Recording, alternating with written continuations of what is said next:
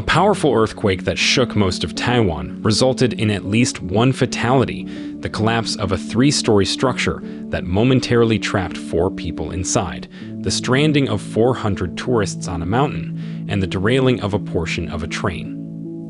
The 6.9 magnitude earthquake was the biggest of around 75 that shook the island's southern shore between Saturday evening, when a 6.4 magnitude earthquake struck the same location, until Sunday afternoon. At a relatively shallow depth of 4 miles, the town of Chishing in northern Taiwan County seems to have sustained the most of the damage. According to Taiwan's state-run media, the Central News Agency, a guy with the last name Huang passed away at a Hualien factory after a piece of equipment fell on him. According to CNA, a 3-story structure that housed apartments on the top floors and a 7-Eleven convenience store on the first floor fell in the nearby Hualien village of Yuli. First to be saved were the 70-year-old building owner and his wife, but it took longer to reach a 39-year-old lady and her 5-year-old kid. The girl was seen lying on a blanket and receiving a metal ladder from rescue workers wearing orange uniforms in a picture posted by the Hualien city government. The building's top 2 floors were left scattered across a narrow street, and the collapsed structure had also yanked down electrical cables. In Yuli, it was claimed that more than 7,000 homes were without electricity and that water pipes had been harmed.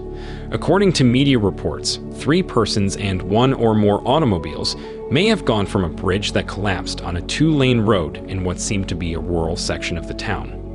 The CNA said that a landslide trapped around 400 tourists on a mountain in Yuli that is famous for the Orange Day flowers that cover its slopes in this time of year. They had a poor mobile phone signal and no electricity. According to state media, citing the Railway Administration, debris from a fallen canopy on a platform at Dongli Railway Station in Fuli, between Yuli and the epicenter at Chishing, hit a passing train, derailing 6 cars. All 20 passengers were unharmed. On social media, Taiwanese citizens posted videos of the earthquake's effects. In one video, a couple was shown being trapped on a remote bridge when the raised roadways in front and behind them crumbled. CCTV footage also captured the moment a badminton court's roof collapsed, prompting players to flee for cover. The 2 biggest earthquakes, which occurred on Saturday evening and Sunday afternoon, as well as multiple aftershocks, were felt in Taipei, the island's capital, in the northernmost point of the country. A guy was hurt when a ceiling collapsed on the 5th level of a sports center in Taiwan, a city west of Taipei and 130 miles north of the epicenter. Tsai Ing-wen, president of Taiwan, cautioned citizens to watch out for aftershocks, but said that the administration was in charge of the situation. Due to its location near the tectonic plate boundaries of the Eurasian and Philippine Oceans, Taiwan experiences frequent earthquakes.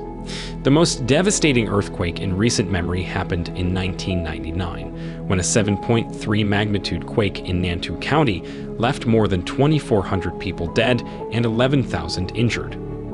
Local officials initially reported Sunday's earthquake as having a magnitude of 6.9. However, the U.S. Geological Survey initially reported it as having a magnitude of 7.2. A tsunami warning was issued by the Japan Meteorological Agency for a number of southern Japanese islands close to Taiwan, but it was later withdrawn. As Taiwan is located on the Pacific Ring of Fire, a region of extremely active seismic activity that extends from Southeast Asia and throughout the Pacific Basin, it frequently experiences earthquakes. However, the island has a lengthy history of deadly shocks. Most earthquakes only inflict little damage.